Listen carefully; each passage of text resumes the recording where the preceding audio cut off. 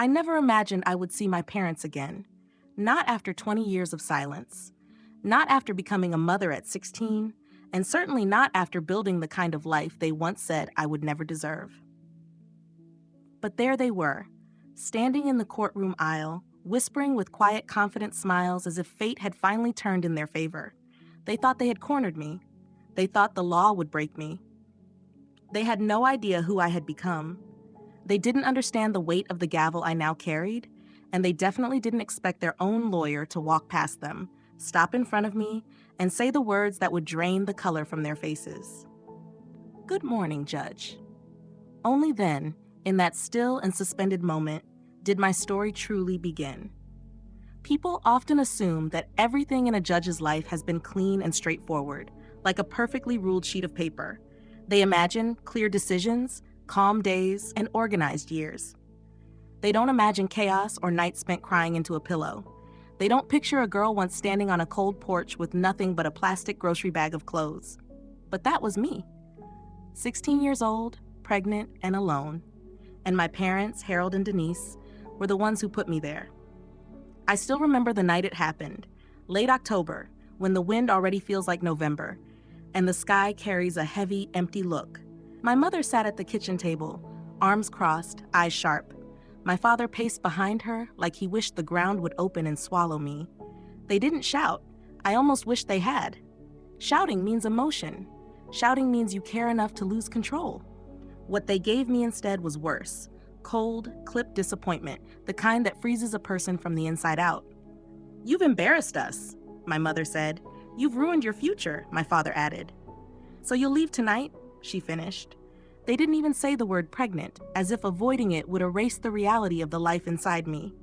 I remember staring at my hands, thinking how strange it was that those same hands held a pen at school that morning, and now carried the weight of a decision that wasn't even mine. I had nowhere to go except the one place that had always felt safe, my grandmother's house. Grandma Margaret, a widow for nearly 2 decades. The woman who baked pies for every church event, even when she couldn't taste sugar anymore. The woman who ran a small vegetable stand at the edge of her property because, as she said, talking to people keeps me alive longer.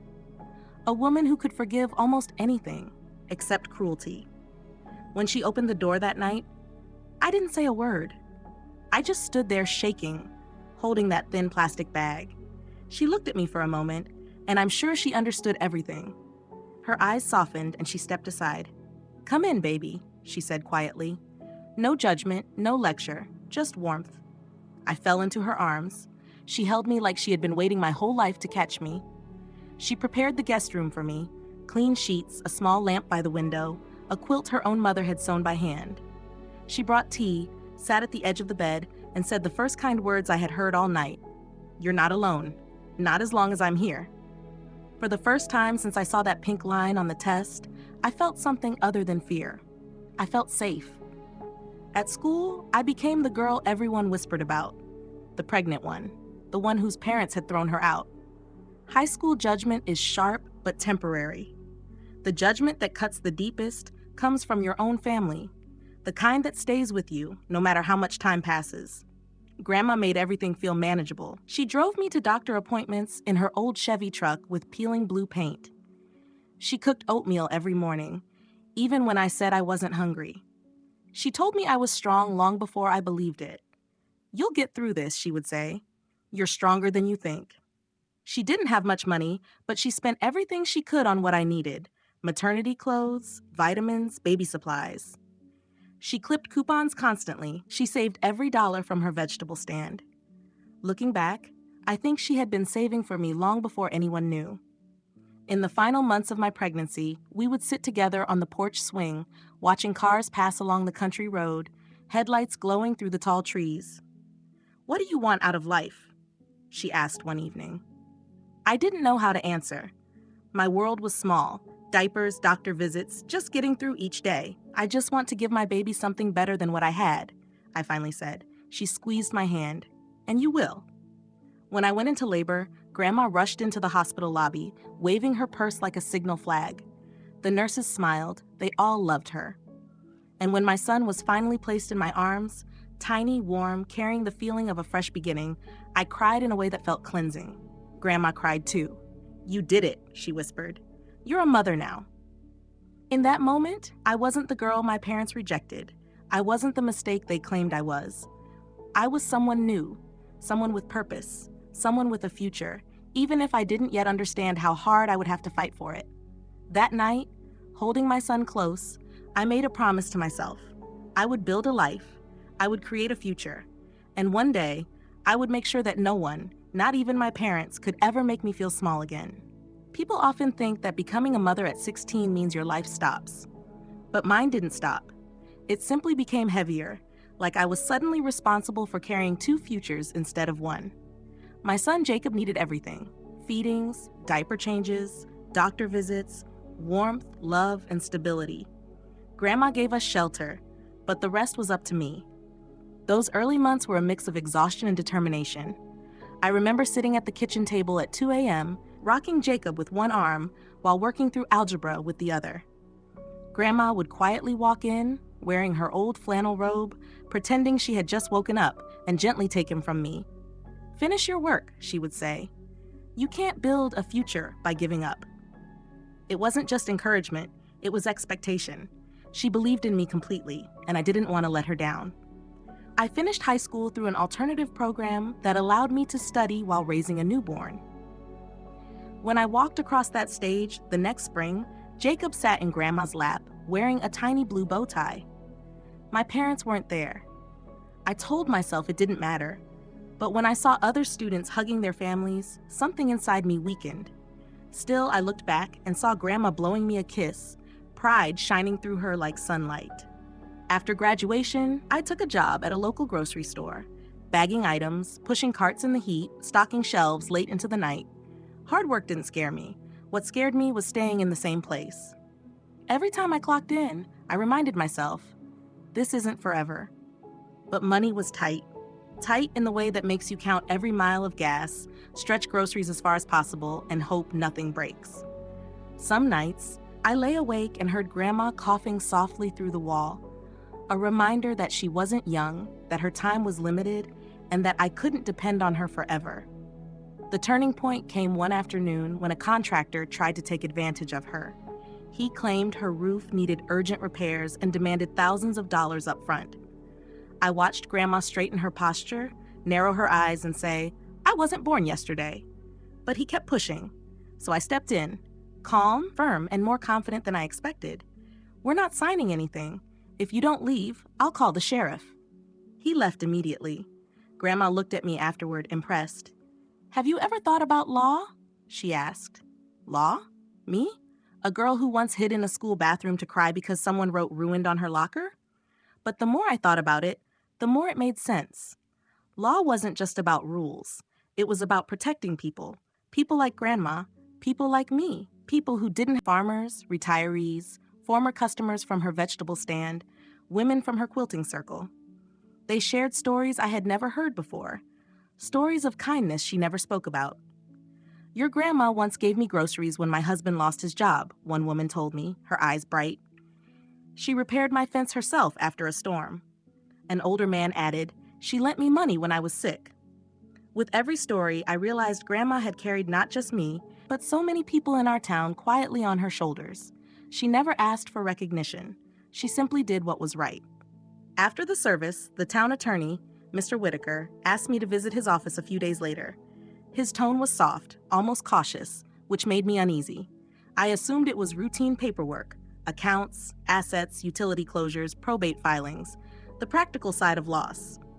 2 days later, I drove to his office on Main Street. It was a narrow brick building between a barber shop and a bakery that still smelled like cinnamon rolls in the afternoon. The waiting room had mismatched chairs and outdated magazines, the kind of place where time seemed to move slowly. Whitaker guided me into his office. He was in his 70s, gray-haired, with glasses that slipped down his nose when he spoke. His desk was covered in papers, a green banker's lamp, and a photo of his grandchildren in costumes. "Thank you for coming," he said gently, closing the door. "Please, sit." I took the seat across from him, my hands cold. He noticed. "I know this is a difficult time," he said carefully, But Margaret, your grandmother, was very organized. She left a will and clear instructions. I nodded, preparing myself. He opened a folder and adjusted his glasses. Your grandmother named you as her sole beneficiary. I blinked, confused. That made sense. She didn't have much. He looked at me kindly. Actually, she did. A quiet pause filled the room. What do you mean? I asked. He turned the folder toward me. Documents, property records, financial statements, bank summaries. The numbers blurred in front of me. Several years ago, he explained, a development company purchased part of her farmland, the wooded land behind her house. I remembered the land, but always thought it had little value. Just trees, old fencing, and the abandoned barn I used to explore as a child. She sold it quietly, Whitaker continued. She didn't spend any of it. She insisted the money be saved for, as she put it, the girl who needs a new beginning someday. My throat tightened. How much? I asked softly. He cleared his throat.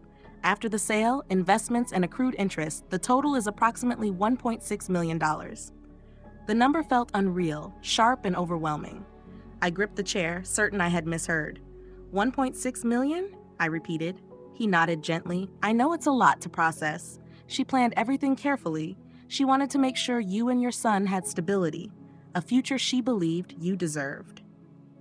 I covered my face, my shoulders shaking. It wasn't happiness. It was grief mixed with gratitude, the kind that comes from deep love. Grandma had lived simply, saving every dollar, wearing the same coat for years, just to leave me something she never used for herself. I wish she had told me, I whispered. She knew you would insist she spend it on herself, he replied, and she wanted you to stand on your own first. That sounded exactly like her. The following weeks were filled with legal paperwork, account transfers, and quiet moments where I found myself staring at her empty chair, wishing I could tell her what this meant. I didn't rush to spend the money. Instead, I created a small scholarship fund for teenage mothers finishing school. I donated to local legal aid offices that had once helped us, and I saved the rest carefully, determined not to waste a gift built on purpose. In my grief, I almost forgot there were others who shared her last name, Harold and Denise, my parents. They found out about the inheritance before I was ready to hear from them again. It began with a voicemail. I was walking through the courthouse hallway, files in hand, when my phone buzzed. Hello, it's your father. I heard about Margaret's will. We should talk. Then my mother's voice, controlled and formal. Call us back. It's important. I froze. I didn't return the call. 2 days later, a letter arrived, neat handwriting, formal tone. We believe the inheritance rightfully belongs to us. We expect a portion to be transferred. We will take legal action if necessary. Legal action. They wanted the money. No apology, no recognition of the years they had abandoned me. My hands shook as I held the letter. I hadn't heard from them in 20 years, and now they were demanding a share of what the woman who saved me had left behind. A week later, as I pulled into my driveway, I saw their car parked outside. They had come back. Not for me, not for Jacob, not for reconciliation. They had come for the $1.6 million. When I stepped out of my car and saw them standing there, I felt something I hadn't felt in years, a tightness in my chest, like I was 16 again, preparing for another blow. My father spoke first. We need to talk. I stayed by the car door. About what? My mother held her purse tightly. You know why we're here. I'll save you time, I said. The answer is no. Her expression hardened. This isn't just about you. That land belonged to our family. And Grandma chose to leave it to me, I replied. My father stepped forward. She wasn't well. She didn't know what she was doing. That wasn't true, and he knew it. Grandma had been sharp and clear-minded until the end. She planned everything carefully, I said, long before she got sick. My mother scoffed. She manipulated you. She spoiled you. I stood firm. She loved me. That's not the same thing. My father's voice tightened. We're not leaving without a discussion. Then you'll be here for a while, I said. I walked past them and went inside, locking the door behind me. My hand shook, but this time, I wasn't powerless. 2 days later, I received a certified envelope, a lawsuit, filed by my own parents. They were suing me for the entire inheritance. I sat at the kitchen table, the same table where Grandma used to prepare meals, and let the reality settle in. Jacob looked at me, concerned. Mom, what is it? I handed him the papers. His eyes widened. They can't do this. They abandoned you. I know, I said quietly. So what now? I took a breath. Now we fight. The following weeks were filled with legal filings, meetings, and long hours.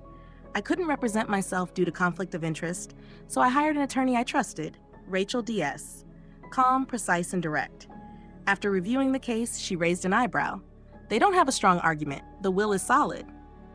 That won't stop them, I said. No, she agreed, but the truth matters. Still, truth doesn't always stop people driven by pride or greed. In town, people began to talk. Some showed sympathy. Others shook their heads at my parents. In a small community, news spreads quickly. One afternoon at the grocery store, a woman approached me. "I'm sorry for what you're going through," she said softly. "Thank you," I replied. She leaned closer. "Everyone knows your grandmother wanted the best for you. She would be proud." Her words steadied me, because what Grandma gave me wasn't just money. It was love, belief, and strength. A month later, the court date arrived. The parking lot was full. People had come, not out of judgment, but because the story had grown beyond us. I walked up the steps in a simple navy suit, composed. Rachel walked beside me. My parents stood near the entrance with their attorney, Richard Hall, polished, confident, composed. They smiled when they saw me, convinced they would win. Inside, the courtroom filled with quiet conversation. When I sat down, I could feel eyes on me, some supportive, some curious. Rachel leaned in. "Ready?" "I have to be," I said. "All rise," the bailiff called. The judge entered. Then, moments later, the side door opened again. Their attorney, Richard Hall, walked in, confident, composed. My parents straightened, expecting acknowledgement. Instead, he walked past them. He stopped in front of me, nodded respectfully, and said clearly, "Good morning, Judge." My parents froze.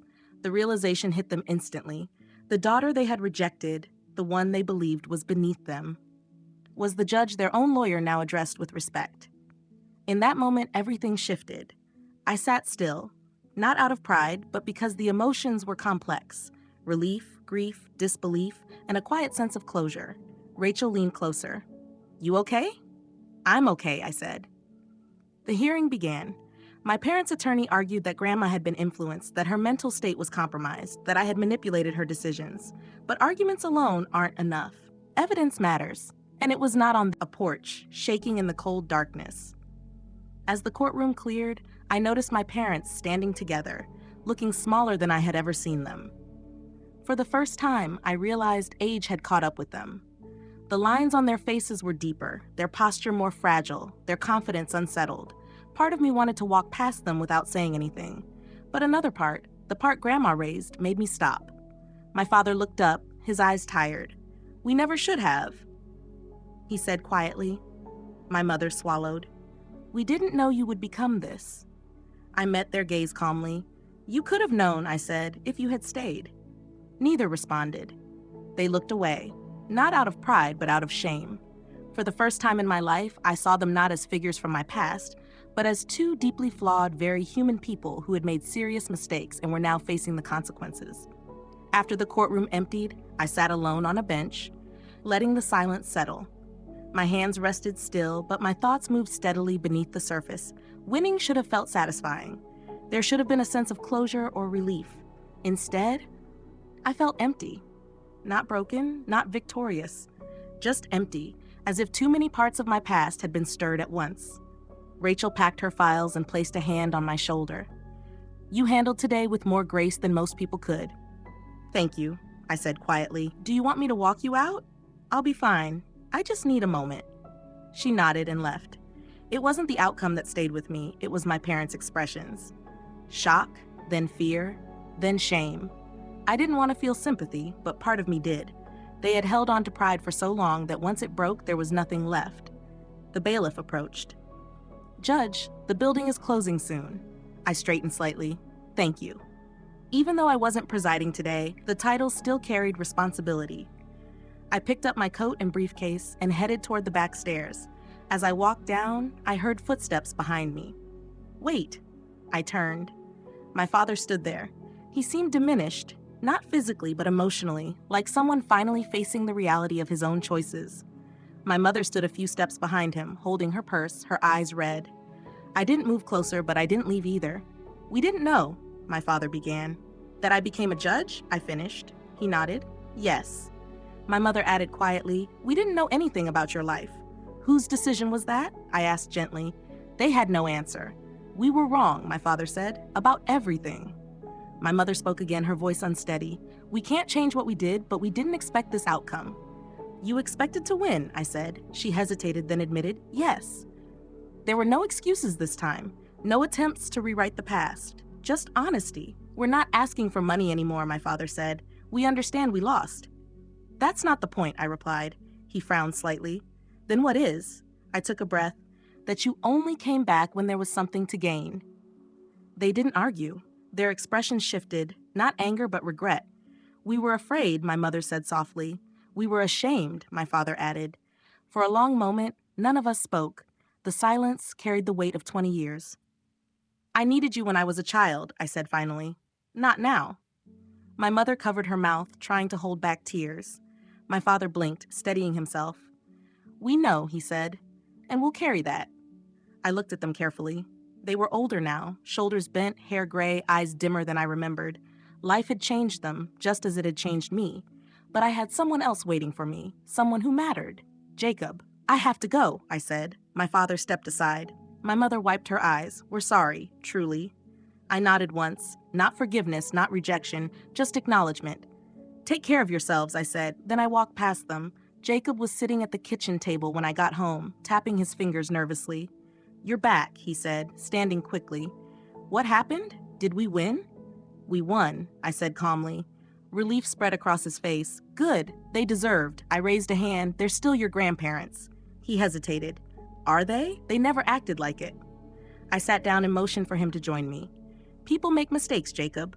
Big ones. Sometimes they don't understand the damage until it's too late. He crossed his arms. So what happens now? I paused. I'm not sure, but we won't let anger define this family. He softened slightly. Grandma would say that. I smiled. She would. We sat quietly for a while.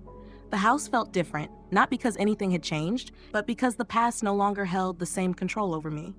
Later that night, after Jacob went to bed, I stepped out onto the porch. The air was cool and still, wrapping around me like a blanket. I looked up at the sky, filled with stars, what Grandma used to call God's freckles. I hope I made you proud, I said softly. The wind moved through the trees, as if in response. Grandma had given me everything. Love, stability, strength. But her greatest gift wasn't the money. It was the ability to stand confidently in who I had become. Not the girl my parents rejected. Not the mistake they believed I was. But a woman with a career, a son, a home, a future, and a heart still capable of compassion. Winning didn't bring joy, but it brought truth. And sometimes, truth is the beginning of healing. In the weeks after the case, life became quieter, calmer, like finally taking a deep breath after holding it for too long. But healing doesn't happen all at once. It comes gradually in small moments.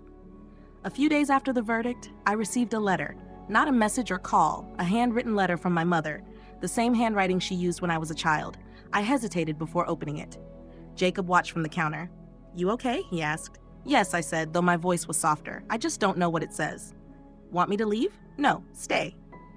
I opened it slowly. Inside was one page. No demands, no excuses. Just this. We were wrong. We didn't know how to be parents. We chose pride over you. We can't undo the past. We know you don't owe us anything. But if you ever want to talk, we're here. Mom and Dad. My hands trembled slightly as I folded the letter. What will you do? Jacob asked. I don't know yet, I said honestly. He nodded thoughtfully. Whatever you choose, it's your decision, not theirs. For the first time, that was true. The choice was mine. I didn't respond right away. I needed time to think, to breathe, to let the past sit beside the present without overwhelming it. I spent more evenings on the porch, the same place where Grandma and I used to talk. One night, as I sat on the swing, I imagined what she might say. You don't have to hate them to protect yourself. Forgiveness doesn't mean forgetting. It means not letting it control you. She always had a way of making things clear. Jacob joined me, wrapped in a blanket. Thinking about her? I always am, I said. I miss her smile. Me too. We sat quietly, listening to distant sounds, the world moving forward, even as grief moved at its own pace. After a while, Jacob asked, Are you going to meet them? I thought for a moment. Maybe, not to fix everything, just to acknowledge it. If you do, I'll come with you. I smiled. Thank you. He shrugged. We're a team. And we were. A few days later, I made a decision.